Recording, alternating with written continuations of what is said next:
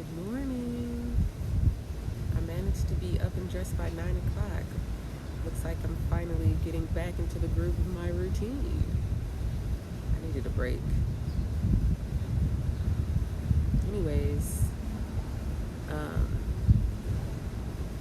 I really just wanted to come on here to see if anybody else is going to come.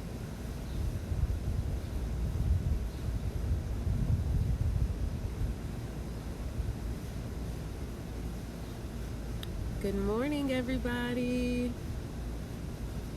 Good morning. GM, General Manager. Good morning. Hey, Reedy Reed. So, I really just came on here to talk about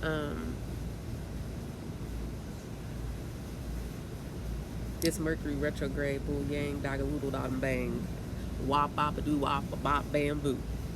That's what I'm calling this Mercury retrograde. Where's Little Richard? We need him to sing about this Mercury retrograde and its absurdity and ridiculousness. Um, I didn't really tweet about it, but good morning. Thank you. Um, I didn't really tweet about it too much, so I figured I could talk about it here for a bit before my child comes asking me where his breakfast is and my brain starts asking me where my coffee is. But I didn't really talk a lot about Mercury in Cancer because I really just needed a moment to meditate on it. When you know someone intimately and personally who has Mercury in Cancer, you really just have to disconnect your personal bias from the actual astrology. So I've been like watching my son who has Moon and Mercury in Cancer. And let me just tell you how Mars in Cancer has been for him.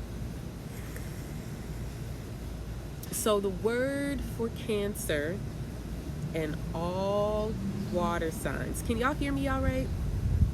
Let me know if you can't hear me. The word for Cancer and all water signs is instinct.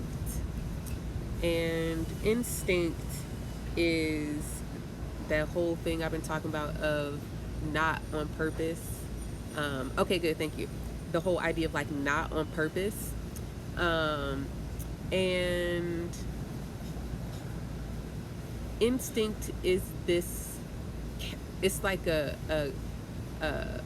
word is not casualty. It's a consequence of being in a body.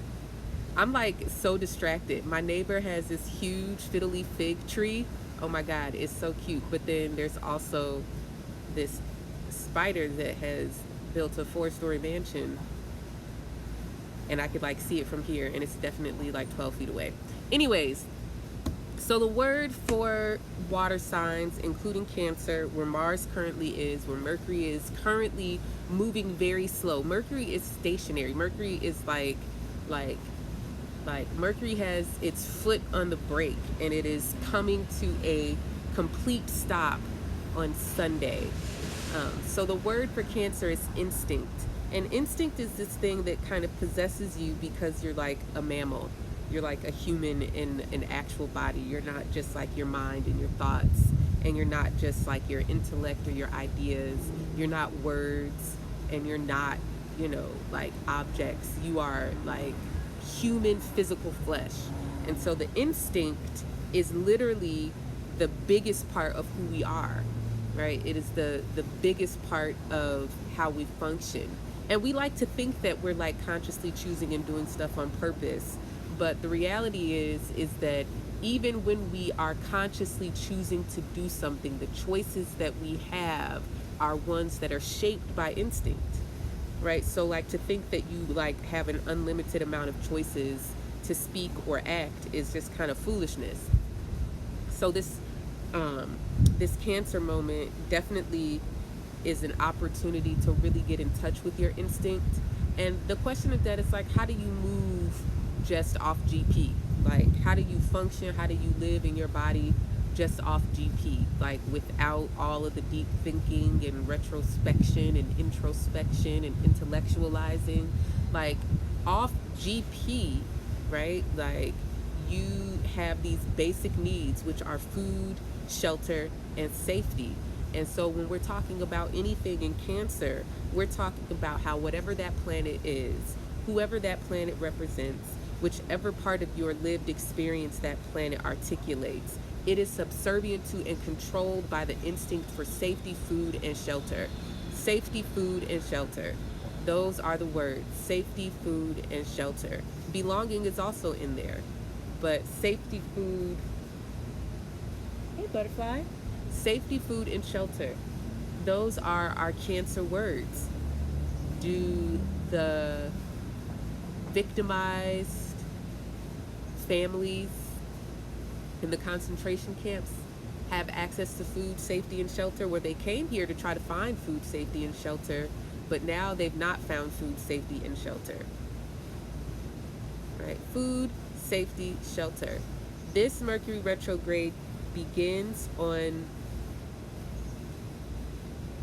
2 weeks ago, June 18th and 19th, when Mercury crossed 29 degrees Gemini, very shortly after conjoining Mars in Gemini. 29 degrees is hot for the next month. There is a full moon lunar eclipse at 29 degrees Sagittarius on July 16th. That means that the sun is at 29 degrees Gemini and the moon is at 29 degrees Sagittarius.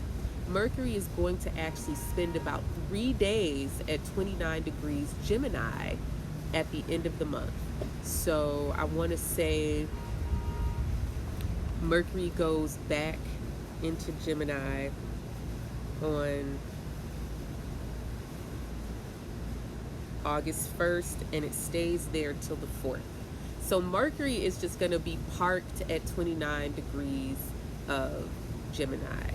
Think back to April 11th, 12th-ish. There was a last quarter moon at 29 degrees of Gemini. Think back to June 18th, 19th, when Mercury crossed into its retrograde shadow at 29 degrees of Gemini. We will pay attention to the full moon in Sagittarius on July 16th, with the sun at 29 degrees Gemini, moon at 29 degrees Sagittarius.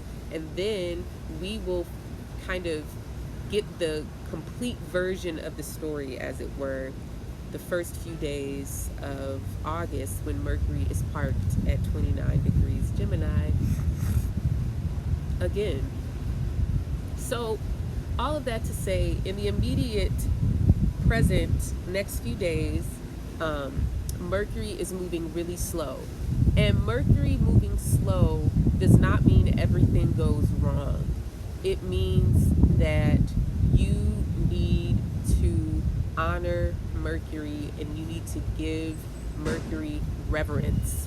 You need to treat Mercury like your friend who you want to make feel welcome in your home. The friend that you want to make feel welcome in your home, you pay attention to their body language. You ask if they're comfortable. You need something to drink. You let them know where everything is. You don't go on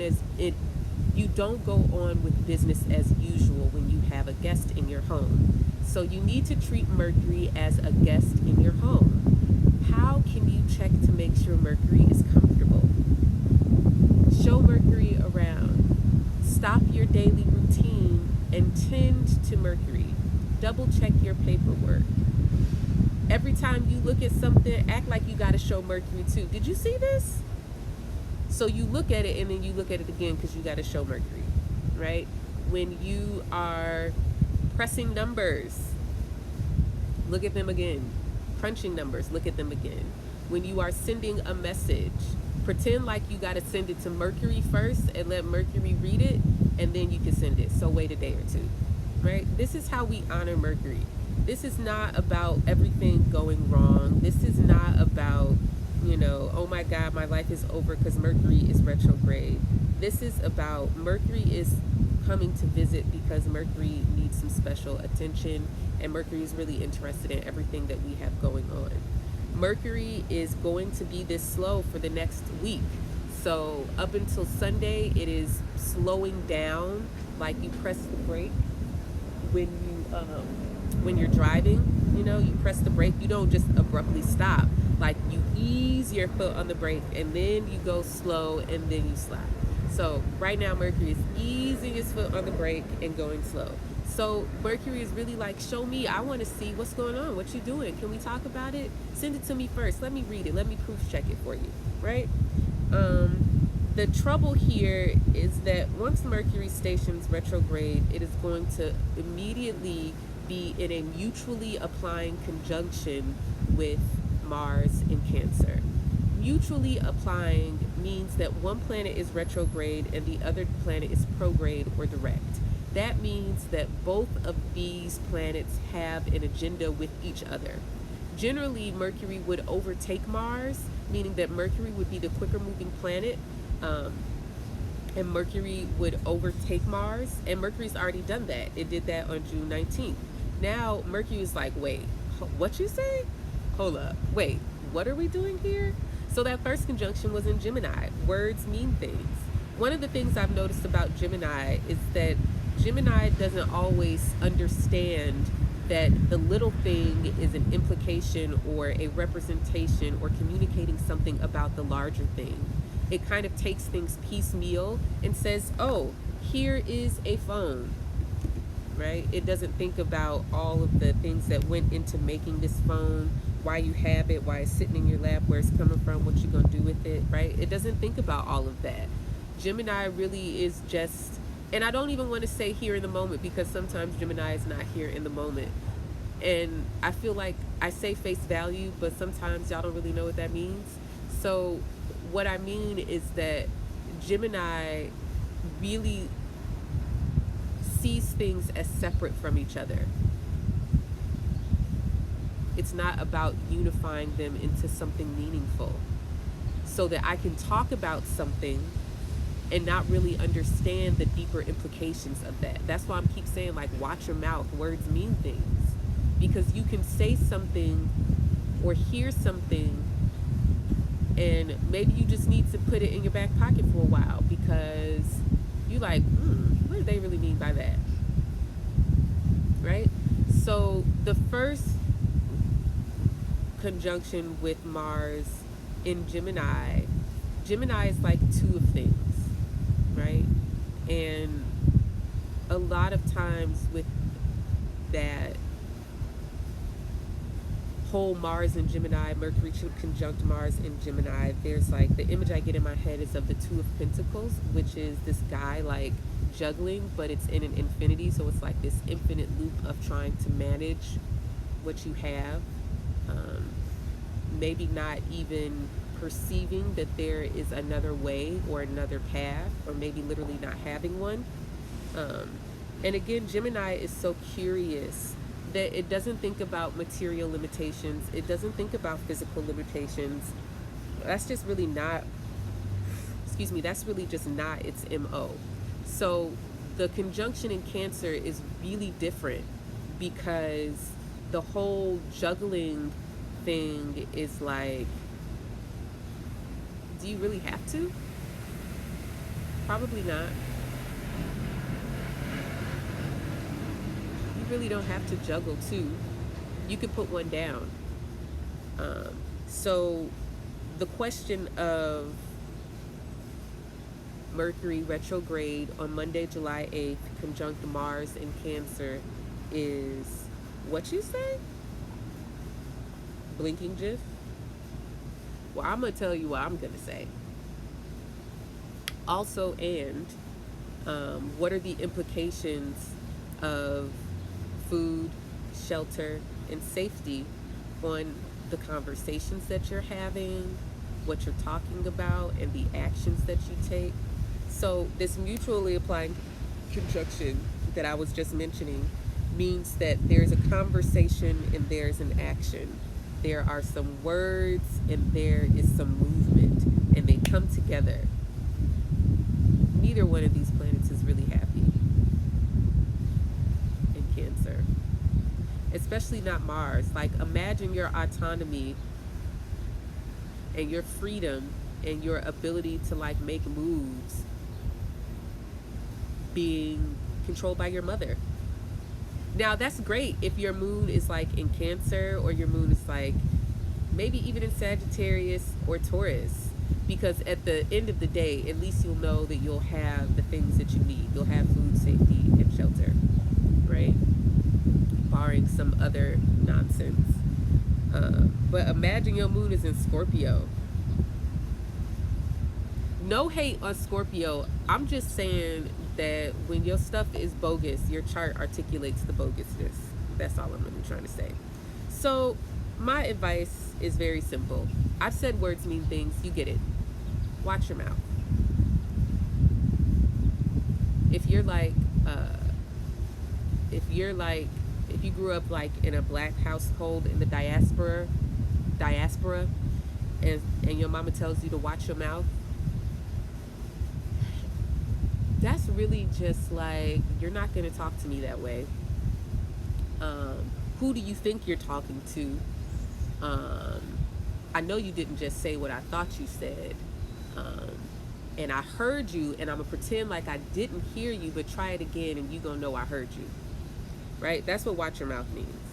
So spread that far and wide and use it a lot. At this point, I need coffee, but I just want to show you all my neighbor's fiddly fig that they have on their back porch. Hold on. And that will be, isn't that beautiful? Isn't that gorgeous? I need one in my life. It's beautiful. I need that fiddly fig in my life. I just need somewhere to put it. Help me. One last announcement. My prices are changing July 15th. So if you were thinking about booking a solar return reading for your birthday in the fall, if you would like to maintain the prices that I have, I would book now or between now and July 15th. Ooh, I'm gonna ask. I just don't have anywhere to put it, Pamela. I got this room upstairs looking like a rainforest jungle because it's the only room in this entire house that gets enough sunlight. I don't know. I'll think about asking. I've given them a cutting, or two, so they can give me a cutting.